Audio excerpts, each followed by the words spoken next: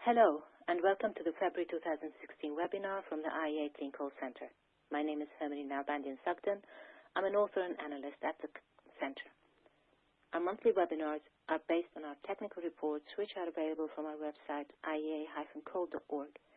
Residents of member countries and employees of sponsoring organizations, after a one-off registration, can download our reports at no charge. Please visit our website for details. Today's webinar is based on the review New Regulatory Trends, Effects on Coal-Fired Power Plants and Coal Demand, which was published in December 2015 and is available on our website. If you have any questions during the talk, please use the Ask a Question box at the top of your screen. Add your email address as well so I can send you a fuller answer if we run out of time.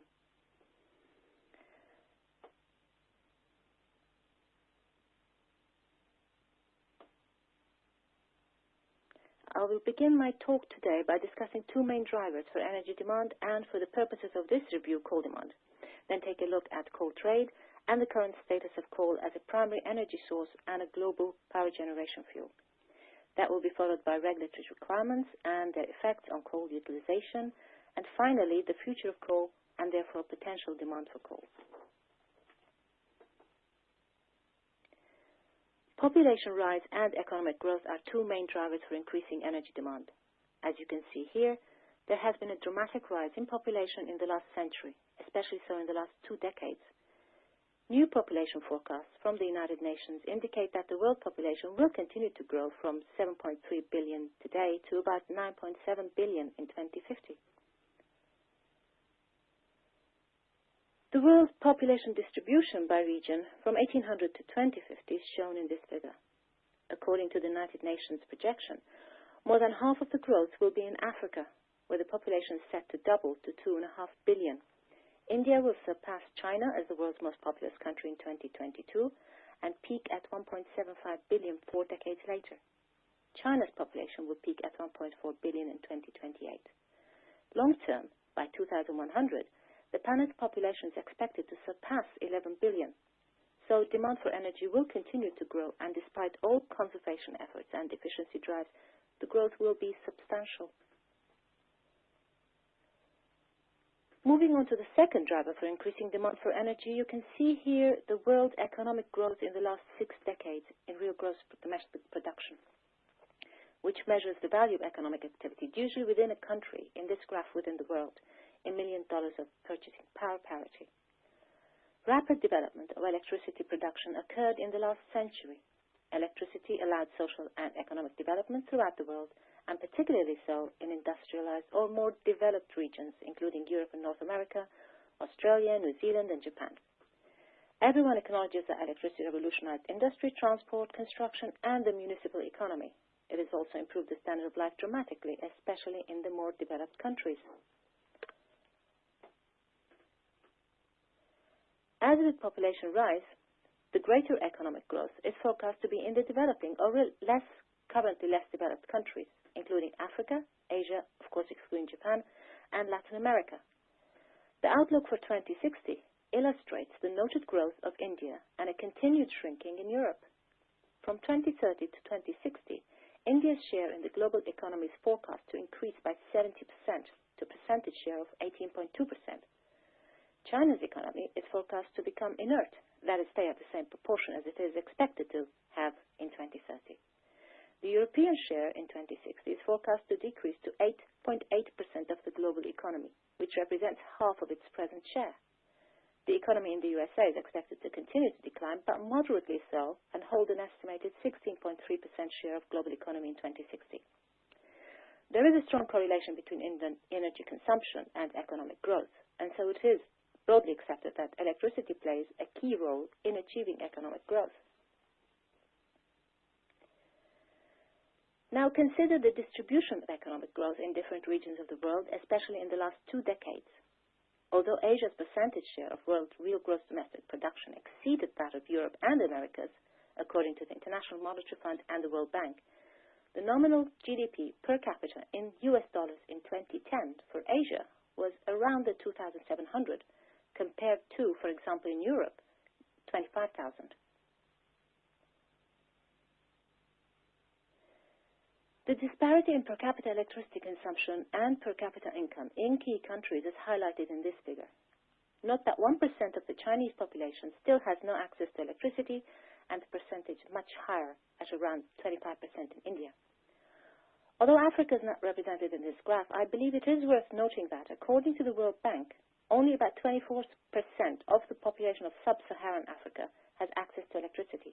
Excluding South Africa, the entire installed generation capacity of sub-Saharan Africa is only 28 gigawatts, equivalent to that of Argentina.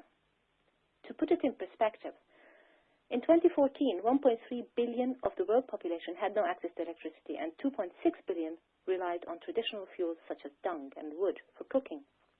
I think it is also worth noting here that between 1990 and 2010, over 800 million individuals gained access to electricity based on coal combustion. The vast majority of those are in the developing countries. I will now tell you a little bit about coal and the current trade in coal. Global coal reserves are about 890 billion metric tons, enough to last more than 110 years at current production levels. Of that, about 50 to 60% consists of low-quality subbituminous coals and lignite. Main producers of lignite are Germany, Russia, USA, Poland, Turkey, Australia, and Greece. Predominantly, lignite is used domestically in the producer countries and mainly for electricity generation. Hard coal, which constitutes 40 to 50% of the reserves, is also used for power generation domestically, and only about 15% is traded internationally. The major net exporters in 2013, as you can see here, were, and this hasn't changed much in 2015, Indonesia, Australia, Russia, USA, and South Africa. The main net importers were China, India, and Europe. It is worth noting that in 2013, China produced 3,561 million tons and still imported 327 million tons, about 9%. The USA produced 834 million tons and exported 107 million tons, about 13%. And India produced 568 million tons and imported 108 million tons, which is about 32% of what it produced. On the other hand, Indonesia and Australia exported 85% or thereabouts of the hard coal they produced. Moving on to the status of coal. In 2014, coal provided over 30% of the global primary energy requirements, about 40% of the world's electricity generation, and approximately 68% of steel production. For power generation, the main advantages of coal are availability, relative low cost compared to alternative generating fuels, and a proven efficient heat rate conversion. On the other hand, coal has a large carbon footprint compared to other energy sources, and in a carbon-constrained environment, coal assets can turn into stranded assets.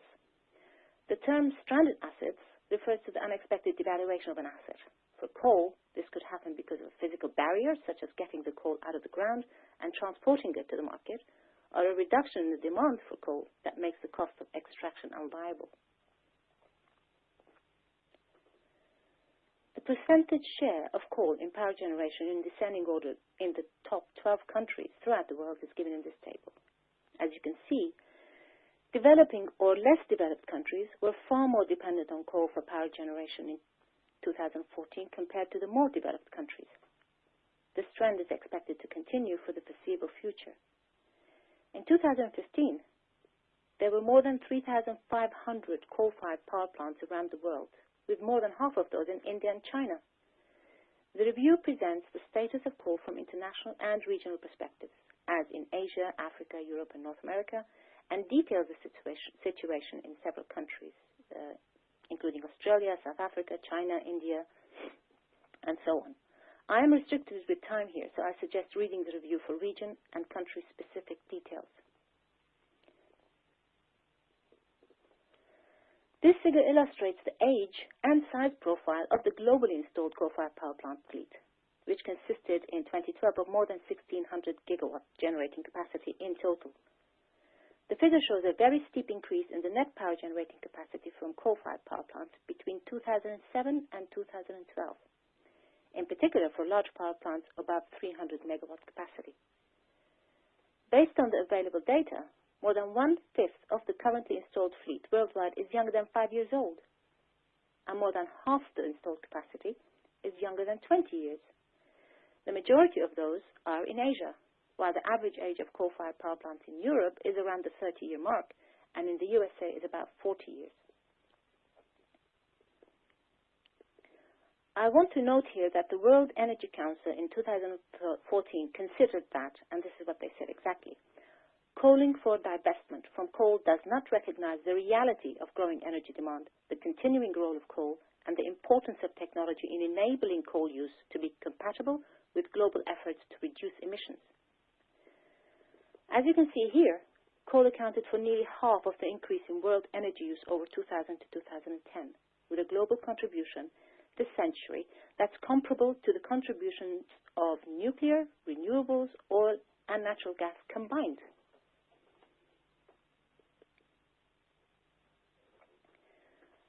The next part of the webinar is on environmental agreements and regulations. The figure you see here gives a general, simplified overview of a complex international environmental regime. Let me explain. There are numerous multilateral agreements and international organizations dedicated to protecting the environment. For example, in 1972, the United Nations Environmental Programme, UNEP, was established. In 1992, the Framework Convention on Climate Change, for now called the UNFCCC, was adopted at the UN Conference on Environment and Development, also known as the Earth Summit. Today, there are several hundred multilateral environmental agreements, known as MEAs, that's what I'm going to call them again from now on, as well as other types of agreements relevant to the environment. In 1990, the total number of MEAs was about 500. By 2010, there were over 1,000. These were developed on an ad hoc basis, in an uncoordinated manner, and without reference to other existing agreements.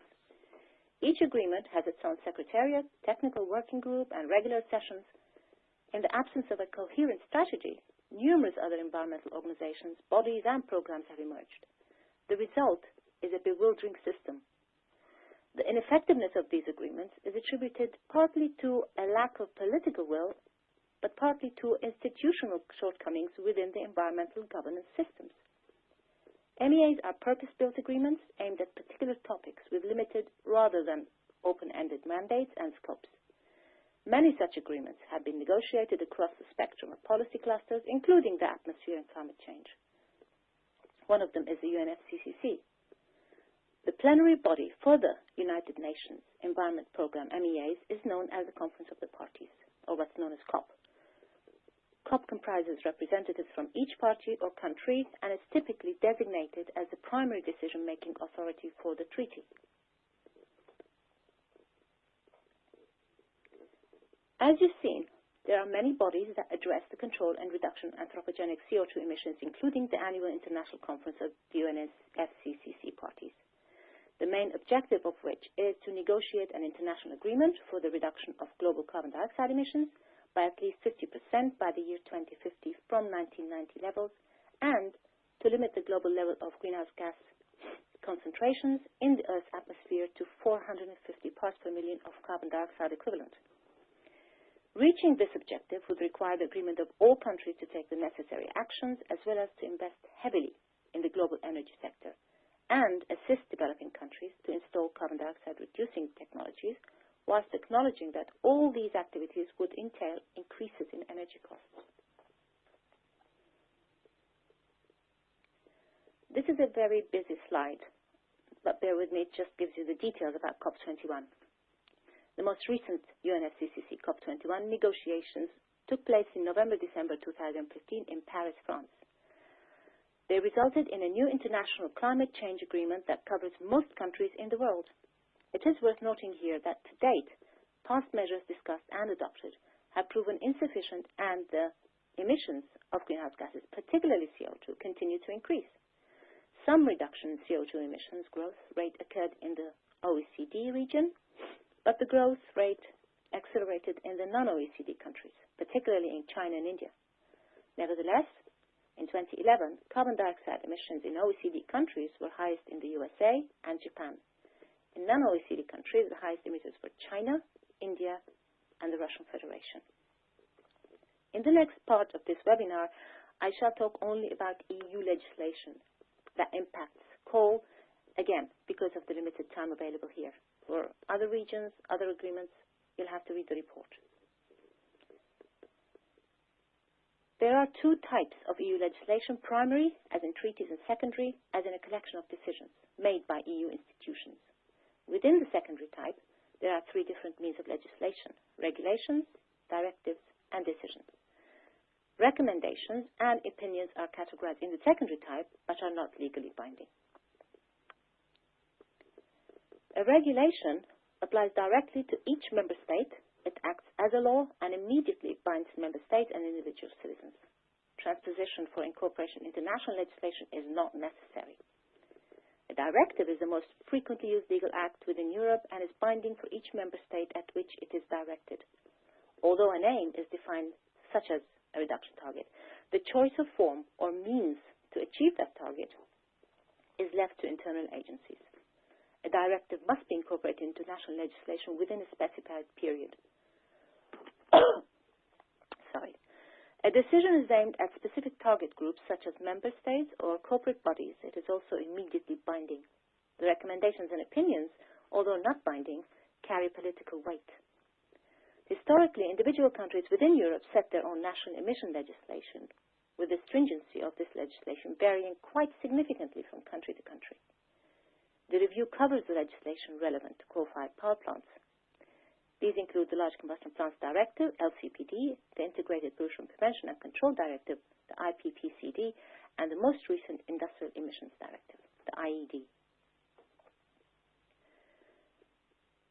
The IED came into force in January 2011, with implementation to be carried out over several years, starting January 2013, with full implementation to be achieved by January 2018. The IED takes an integrated approach to industrial emissions, bringing 7 separate directives into one, including the LCPD and the IPPCD. Its main purpose is to reduce industrial emissions through better application of best available techniques, or what is known as BAT. The implementation of the IED will result in closure of older, inefficient coal-fired power plants over the next few years. For example, in Germany, a total of about 6 gigawatts coal-fired capacity is expected to cease operation by 2017, while in the UK, plans were announced in November 2015 to restrict the operation of all coal-fired power plants by 2023 and shut them down altogether by 2025. With regard to carbon capture technology installation and the geological storage of CO2, that is CCS, the IED requires operators of all combustion plants within a rated electrical output of 300 megawatts or more who obtained the construction or operation license after April 2009 to ensure that, firstly, suitable storage sites are available, secondly, transport facilities are technically and economically feasible, and thirdly, that it is technically and economically feasible to retrofit CO2 capture equipment. The directive on the geological storage of CO2 is the so-called CCS Directive. The EU CCS Directive establishes a legal framework for the environmentally safe geological storage of CO2. The CCS Directive has been in place since 2009 and had to be transposed into national law by June 2011. When the CCS Directive was agreed in 2009, there was an expectation that by 2014-15, up to 12 large-scale CCS plants would be in operation in Europe. However, to date, there are only 2 large-scale CCS plants operating in Europe, both in Norway, and 13 operational facilities in the world, the majority of which are associated with enhanced oil recovery operations. The consensus view for this lack of progress is attributed mainly to the low prices of CO2 emissions achieved within the EU emissions trading scheme, which has made the financial case for CCS unattractive for developers. I will tell you more about the EU ETS in a minute. An evaluation of the directive concluded that the overall need for CCS and CCS regulation to decarbonize power production and heavy industry in Europe, in line with the 2050 emission reduction targets, remains genuine and urgent. However, given the lack of practical experience, it would not currently be appropriate and could be counterproductive to reopen the directive for significant changes. Nevertheless, there are issues which affect CCS in other directives, particularly the EU ETS Directive, that should be considered. The EU set a goal of reducing greenhouse gas emissions to 20% below 1990 levels by 2020. That's in another 4 years. Under the EU ETS, the four-phase directive, there are no country-level targets. The ETS puts a cap on CO2 emissions and creates a market and price for carbon allowances. It was launched in 2005 and applies to all plants with an installed capacity greater than 20 megawatts. The EU ETS was the first emissions trading scheme in the world. However, 10 years on, its impact on emissions to date is debatable. The EU ETS market currently has a surplus of around 2 billion allowances, equivalent to a year's worth of allowances under the ETS cap, which, if not tackled, is expected to depress the signal for low-carbon investment for at least a decade, and is likely to increase the overall costs of meeting future emissions reduction targets. It is considered that in order to address the surplus allowances and move towards a low-carbon economy cost-effectively, the ETS must be reformed and strengthened. Emission trading schemes to regulate emissions have now spread to America, Asia, and Oceania. Today, 27% of global electricity is generated in a market with a carbon price. The EU ETS, in combination with other EU agreements, will require plants beyond 2020 to be carbon capture ready. And this will clearly affect not only the design, planning, costing and permitting, but also the overall future of coal-fired power generation in Europe. Finally, on the regulatory trend in the EU, the European Energy Union package, described as a framework strategy for a resilient energy union with a forward-looking climate change policy. The document was finalized and published on 25th February 2015. The policy was introduced to ensure that Europe had secure, affordable, efficient, clean and climate-friendly energy. The EU Energy Union document focuses on renewables and discusses investment in gas exploration as well as nuclear power, but reducing dependence on gas imports.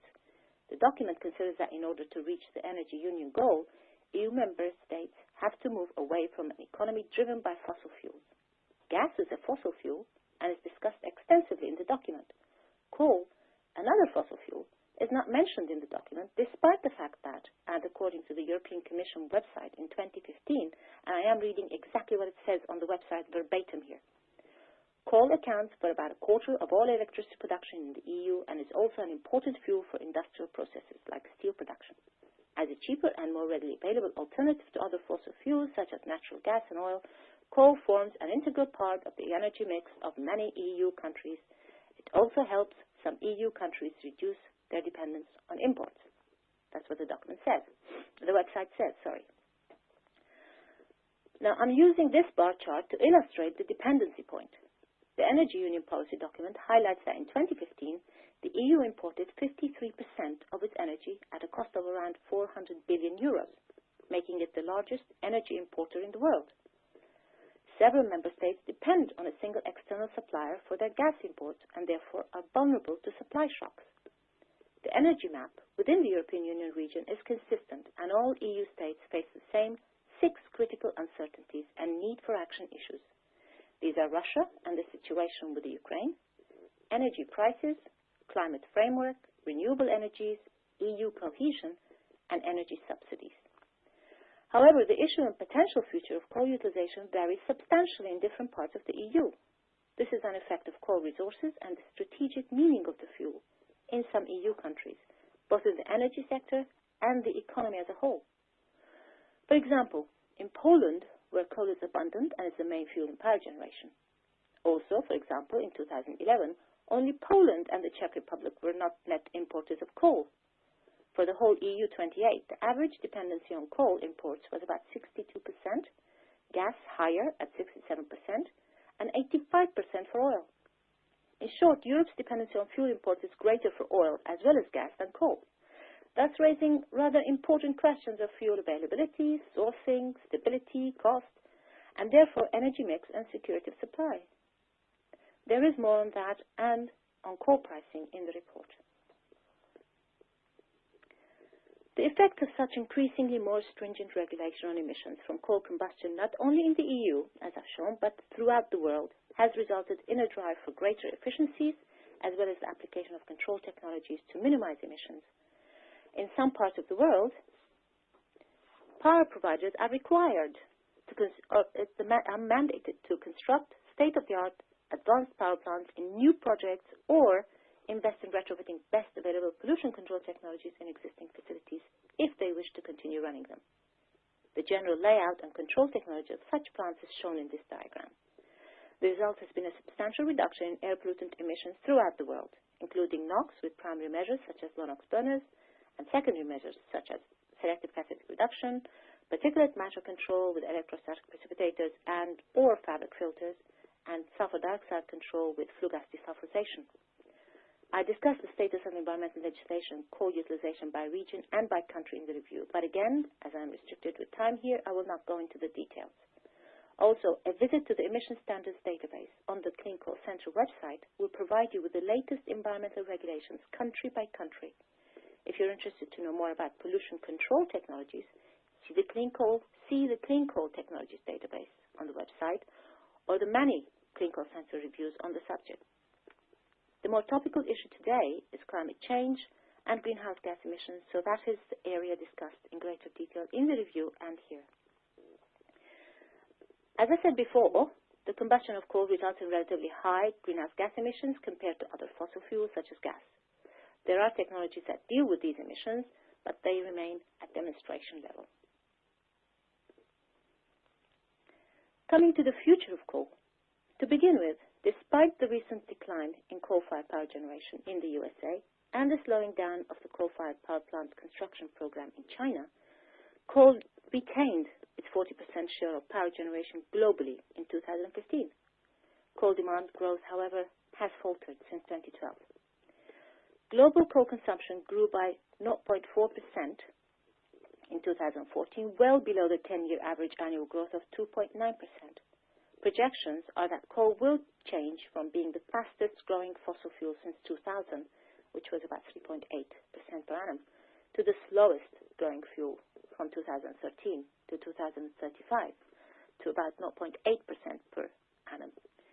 This reflects the slowing of industrialization in China, compounded by the effects of environmental regulations and low gas prices in key markets such as the USA. However, the forecasts indicate that fossil fuels have and will continue to provide most of the world's energy. The outcome by 2035 is a more balanced and diversified portfolio of fuels for power generation. Basically, coal will remain a dominant fuel, accounting for more than a third of the input to power generation, but that share is down from a high of 44%. The prediction is that the gap between the shares of coal and of other fuels will narrow significantly, as this figure shows. Energy use worldwide is set to grow by 1/3 to 2040, driven primarily by India, China, Africa, the Middle East, and Southeast Asia. The declines by 2040 are projected to be led by the European Union, a drop of 15%, Japan, a drop of 12%, and the USA, a reduction of 3%. The pledges made at the COP21 meeting in Paris, which I've already discussed, aim to lower carbon-intensive fuel utilization and application of clean coal technologies in many countries, bringing the share of non-fossil fuels up from 19% of the global mix today to 25% in 2040. This figure shows proposed coal-fired power plants post-2012. Although some will be shelved or cancelled, approximately 190 gigawatts of additional generating capacity is expected by 2030 in Asia alone. This is attributed largely to increased urbanization across China, India, and Indonesia that translates into higher electrification and energy consumption per capita. Rising levels of GDP and population, as I said earlier, will play their part in driving demand. Keeping in mind that forecasts indicate that the population in the region by 2040 will reach 4.6 billion, up from 3.8 billion in 2010. Although there is global pressure to move to cleaner energy sources, there is an expectation that these will not make a substantial material difference in Asia, at least over the next few years, unless external financial and technological support is provided, as governments focus on economic growth and achieving better living standards for their citizens at an affordable price. When comparing existing and projected electricity production in OECD and non-OECD countries, the rate for thermal coal in satisfying the increase in energy demand globally is illustrated in this graph. Ultimately, the cost, reliability, and availability of thermal coal will underpin its ongoing role as a critical player in the global energy mix, and especially so, as you can see here, in the non-OECD countries. Next, a quick look at China and then the USA. China by far is the biggest coal producer and consumer in the world. You can see here the share of coal in the country by sector and inputs to power. The growth in Chinese coal consumption is forecast to be led by demand in the power sector, 1.4% per year, followed by industry, 0.4% per year. These two sectors will account for 97% of China's coal consumption by 2035. Growth is forecast to slow considerably in all sectors, though, from the highs during 2000 to 2013, when power sector consumption grew by 10% per annum, and industrial consumption by 7% per annum. The share of coal in power generation is projected to decline from 77% in 2013 to 58% by 2035, as renewables and nuclear power gain greater shares. The loss of market share in industry is expected to be more modest, falling from 59% to about 46%. As a result, China is expected to record the steepest decline in the share of coal in primary energy between 2013 and 2035. Nevertheless, in 2035, China will continue to have the highest coal share in primary energy at 51%. The USA is the second largest country producing and consuming coal. However, the coal industry in the USA today is facing unprecedented challenges. Coal dominated the US power industry for decades because it was cheap and abundant and domestic. However, since the development of advanced drilling techniques and the increasing production of unconventional shale gas in recent years, the peak in coal utilization and production has passed. Domestic demand for coal is declining, and companies are trying to increase coal export to Asian markets where possible, but facing opposition to coal exports on environmental grounds. Otherwise, they are cutting back production and closing mines to adjust. In addition, the adoption of increasingly more stringent environmental regulations, such as the Clean Power Plan, which is discussed in the report, is causing an ongoing decline in coal production and utilization. For example, the diagram here shows that there are no plans for future coal-fired plants under the Clean Power Plan. Only closures, and most of those completed by 2020 or around 2020. In brief, due to the impact of the multitude of regulations introduced recently in the USA and the age of the US coal fleet, many coal-fired power plants have been retired and more are expected to shut down over the next few years. Nevertheless, coal still continues to play a major role in providing about 30% of electricity in the USA. The main conclusions of the review are that as population and economic growth continue, the two main drivers for energy demand and for the purposes of this review, coal demand for coal will continue, especially in the developing and less developed countries. It is worth noting here that in the first decades of the 20th century, global production of electricity amounted to about 500 terawatt-hours before the Second World War in 1939. Rapid development of electricity production took place after the war. In 1950, global production of electricity amounted to almost 1,000 terawatt-hours. By 1970, it had grown to almost 5,000 terawatt-hours. In 2014, it reached approximately 24,000 terawatt-hours. Electricity allowed a rapid social and economic development globally. The continuing high growth of the global electricity production in the last 4 decades was, however, extremely uneven in the different regions of the world. High per capita in the industrialized regions of Europe, North America, the Far East, and the Pacific, but immensely lower per capita in most countries in Africa, South Asia, and Latin America. This trend continues today, especially in Africa and South Asia. Secondly, global coal reserves are enough to last more than a century at current production levels. Most of the coal is utilized domestically for power generation, and only, as I said before, about 15% of the hard coal produced is exported. Today, and for some time in the future, China will remain the main producer of electricity, followed by the USA, India, the Russian Federation, and Japan. Legislation for coal combustion for power generation throughout the world is increasingly more stringent, necessitating in some parts of the world state-of-the-art technologies for new plants and the retrofit of control technologies in existing ones. There is a determined focus and effort nowadays to curb greenhouse gas emissions to combat climate change. Although CO2 policies are being discussed or adopted or negotiated in many countries, they are not expected to have a significant effect on coal mining for export in Indonesia, Australia and Vietnam in order to satisfy global demand, at least not in the short term. However, if the internationally agreed 2 degrees C target increase in global temperatures is to be achieved, the world emissions of greenhouse gases can only continue at current rates for about 35 years.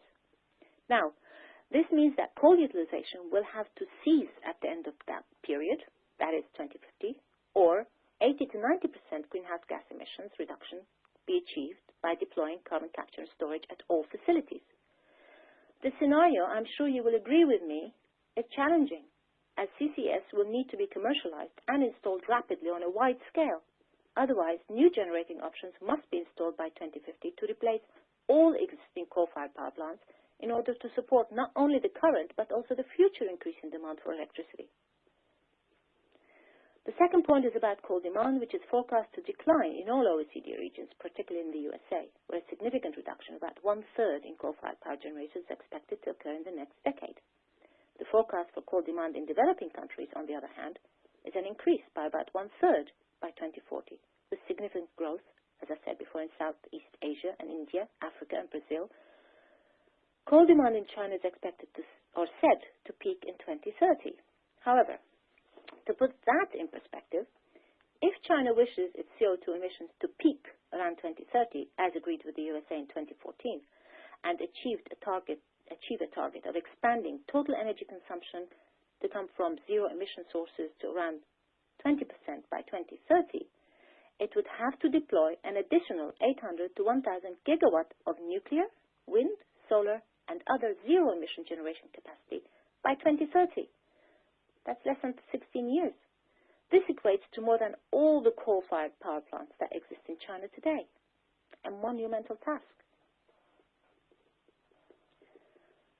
Finally, the long-term future of coal as a major energy source is portrayed as being in jeopardy due to a variety of reasons, including legislation, market forces, and environmental arguments.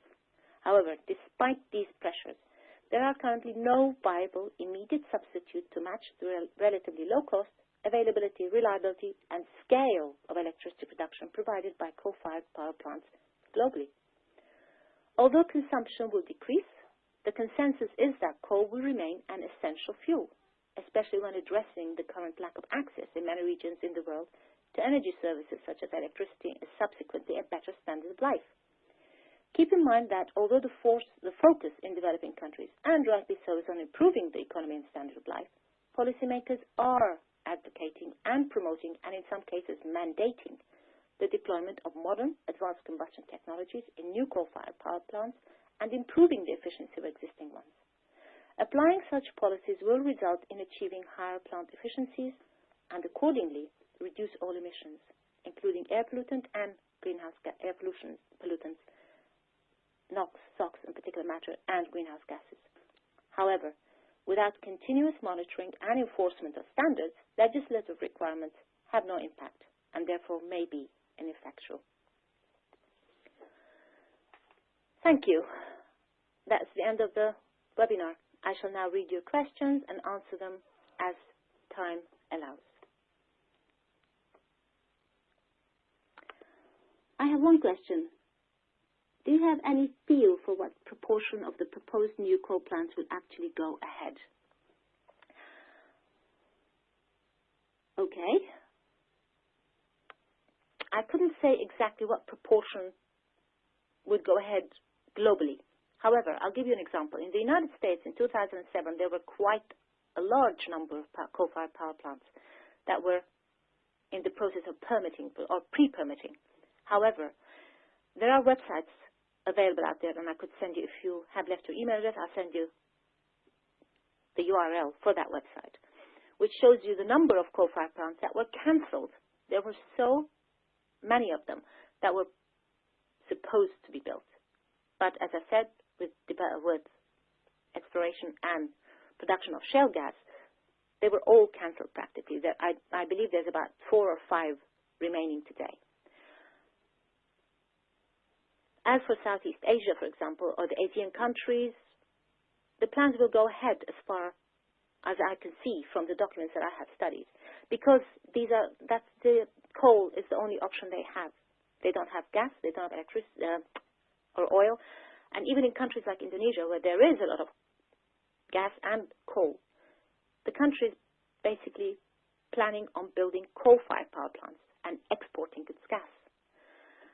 I believe if you read the report, you will have not an exact answer, which it's very difficult to give you an exact answer, but you will have an answer to that question. And if you want more, as I said, feel free to email me, or if you have your email address, I will contact you. Okay, that is the end of the webinar. Thank you for listening and your question. My PowerPoint material will be available to download from the webinar page of our website later on today. The next webinar from the IEA Clinical Center will be on Wednesday, 23rd of March. Dr. Ian Reid will discuss his review on retrofitting lignite plants to improve efficiency and performance. Thank you again, and goodbye. Have a lovely afternoon.